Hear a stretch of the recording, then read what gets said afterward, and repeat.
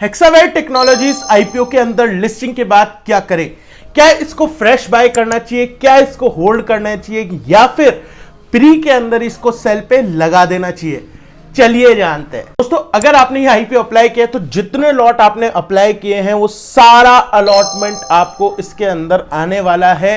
तो अगर आपने अप्लाई किया है और कितना अलॉटमेंट आपके पास आया है, एक बार कमेंट करके जरूर बताना। अब हेक्सावेयर टेक्नोलॉजी कंपनी करती क्या है? दोस्तों, कंपनी एक नॉर्मल आईटी कंपनी की तरह आईटी सॉल्यूशंस प्रोवाइड करती है। एआई की हेल्प से बैंकिंग, फाइनेंस, इंश्योरेंस, इन सभी कंपनियों का जो बैकएंड का आईटी का काम है वो संभालने का काम कंपनी करती है।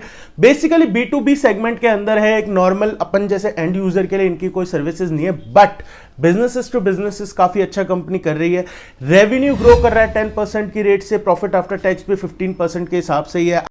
कंपनी का मार्केट कैप 40,000 करोड़ के आसपास का हो जाएगा after listing, 43,000 crore to be precise. अब बात यह आ जाती है कि लिस्टिंग के बाद क्या करना चाहिए। दोस्तों, इसके बारे में अपन डिस्कस करें इसके पहले मैं आपको बताना चाहूंगा लेमन डीमैट अकाउंट के बारे में। मैंने खुद ने भी अपना जो डीमैट अकाउंट है इस पे शिफ्ट कर लिया है। क्यों? क्योंकि सीधी सी बात है, यूजर फ्रेंडली बहुत ही अच्छा है। इसके अलावा एमटीएफ फैसिलिटी इसके अंदर है। इसके अलावा आपकी जो ब्रोकरेजेस है वो बहुत ही मिनिमल है। तो कहते हैं ना, एक जो नया अपग्रेडेशन है वो आप कर सकते हो। प्लस आपको हमारी व्हाट्सएप कम्युनिटी का पार्ट बनने का मौका मिलेगा, जिसके अंदर हम स्टॉक डिस्कस करते रहते हैं। कोई भी फ्रेश स्टॉक होता है वो डिस्कस करते हैं, मार्केट का आउटलुक डिस्कस करते हैं, जो भी हमको लगता है वो डिस्कस करते रहते हैं। उसके अलावा अब मैं रेगुलर सेशंस इसके अंदर लेना चालू कर रहा हूं, जिसके अंदर आप अपने पोर्टफोलियो रिलेटेड डाउट्स मेरे से पूछ सकते हो। फ्री के अंदर है, बिल्कुल कुछ नहीं करना आपको, बस एक डीमैट अकाउंट खुलवाना है और आपको बस एक शेयर कोई सा भी खरीद के मेरे को स्क्रीनशॉट इस मेल आईडी पे भेज देना है। उसके बाद मैं आपको अपनी कम्युनिटी का पार्ट बना लूंगा। अब अगर हेक्सावेयर टेक्नोलॉजीज की बात की जाए तो दोस्तों, यूजुअली मैं आईपीओ शॉर्ट टर्म और लॉन्ग टर्म के लिए आपको 3 कैटेगरी के हिसाब से बताता हूं, लेकिन इस कंपनी के लिए एकदम सिंपल फंडा है। अगर आप आईटी के ऊपर बुलिश हो और आपको लगता है कि आईटी यहां से आईटी मतलब आईटी इज अ सेक्टर बहुत ही अच्छा परफॉर्म कर सकता है, तब आप इस कंपनी को होल्ड करने की सोच सकते हो। और तभी भी मेरा मानना यह रहेगा कि आप 10 से 15% का स्टॉप लॉस तो रखो। क्यों? क्योंकि बाकी की आईटी कंपनीज आज के टाइम पे थोड़े से कम वैल्यूएशन पे ट्रेड कर रही है, वेयर एज ये कंपनी न्यू आ रही है और अगर थोड़ा सा भी इसके अंदर 5-10%, 20%, अगर वैसे तो बढ़ने का कोई स्कोप है नहीं, बट अगर बढ़ जाती है तो फिर इसका पी रेशियो नॉर्मल जो पीयर्स लिस्टेड है उनसे थोड़ा ज्यादा हो जाएगा। कंपनी में कोई कमी नहीं है, कंपनी काफी अच्छा परफॉर्म कर रही है, बट बात अभी मार्केट की है, बात अभी वैल्यूएशंस की है कि और अपन को कोई और अच्छी अपॉर्चुनिटी मिल सकती है क्या। तो उस हिसाब से आप देख सकते हो, अगर आप आईटी एज ए सेक्टर पे बुलिश हो तब आप इसको लॉन्ग टर्म के लिए होल्ड करने का सोच सकते हो। अब अगर बोलो तो क्या करना है भाई? पहली बात तो प्री में सेल मत करना। अगर निफ्टी थोड़ा सा भी अच्छा रहता है कि भाई हाँ ठीक है, तो अपन इसको लिस्टिंग का वेट करें। 5 से 10% का स्टॉप लॉस जो भी आपकी कैपेसिटी है वो लगा ले। फिर से बोल रहा हूं मैं, मार्केट जिस तरीके का चल रहा है, स्टॉप लॉस रखना बहुत ज्यादा जरूरी है।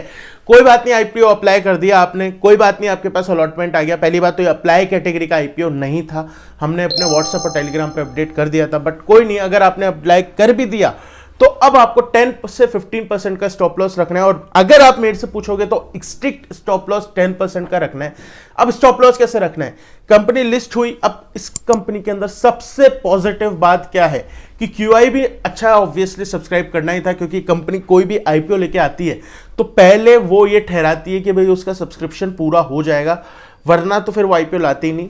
तो क्यूआई भी अच्छा सब्सक्राइब करना ही था। रिटेल के पास माल बहुत ज्यादा कम है, तो अगर क्यूआई भी चाहेगा तो इसको आराम से 15-20% जहां से लिस्ट होगा वहां से ऊपर लेके जा सकता है। बट वही हो जाता है, रिस्क फैक्टर यही हो जाता है कि मार्केट को देखते हुए 10% का स्टॉप लॉस आपको रखना चाहिए।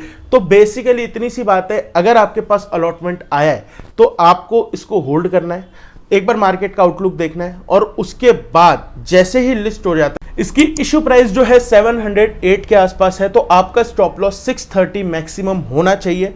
तो जैसे सपोज 708 का इशू प्राइस है तो ये 700, 650 कहीं पे भी लिस्ट होता है, जहां पर भी लिस्ट होता है, सपोज 650 पे लिस्ट होता है, वहां से 10% का स्टॉप लॉस रखो और इसको ट्रेल करते जाओ। मेरा इंस्टिंक्ट, मैं फंडामेंटल्स, टेक्निकल्स इन सब की बात नहीं कर रहा, अभी तो स्टॉक लिस्ट में नहीं हुआ, इंस्टिंक्ट ये कहता है कि ये कंपनी को QIB जो है वो पॉजिटिव ही रखेंगे, मतलब 5-10% का आपको मिल सकता है गेन जो है, या तो लिस्टिंग के बाद या लिस्टिंग पर ही। हालांकि लिस्टिंग पर मिलना मुश्किल है, लेकिन लिस्टिंग के बाद आपको 5-10% का मिल सकता है।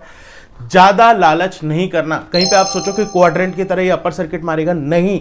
इसका मार्केट कैप भी 43,000 करोड़ का है। और जिनको लेना होता सच में, क्योंकि कौन लगाते हैं अपर सर्किट, अपन लोग ही तो मिलके लगाते हैं, जिनको लगता है कि यार हमारे फोमो आता है कि यार स्टॉक नहीं आया, ये नहीं आया, तो वही लोग तो लगाते हैं। अगर जिनको लेना होता तो वो आईपीओ में अप्लाई ही कर देते, भर भर के माल मिल रहा था।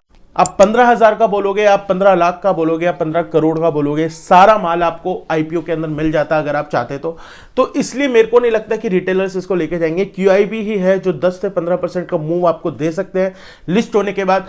तो अगर लिस्ट हो भी जाता है, उसके बाद आपका टारगेट भी 10 से 15% मैक्सिमम होना चाहिए। फ्रेश बाय अपॉर्चुनिटी की बात की जाए तो अनफॉर्चुनेटली अभी इसके अंदर कोई फ्रेश बाय अपॉर्चुनिटी नहीं है।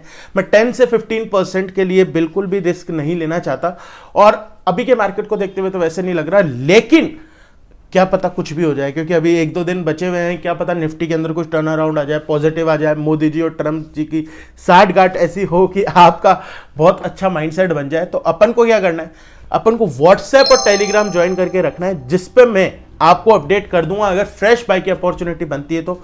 इसके अलावा 9:30 से 9:45 के बीच में exact listing day strategy market को देखते हुए क्या रहेगी, ये भी मैं व्हाट्सएप टेलीग्राम पे अपडेट कर दूंगा, तो उसको ज्वाइन करके रख लो। वहीं पे आपको लगता है कि मार्केट से रिलेटेड आपको एक कम्युनिटी चाहिए जहां पर आपको गाइडेंस मिल सके, तो आप लेमन डीमैट अकाउंट डाउनलोड कर लो, और प्रोसेस फॉलो करने के बाद मेरे को स्क्रीनशॉट इस मेल आईडी पे भेज देना।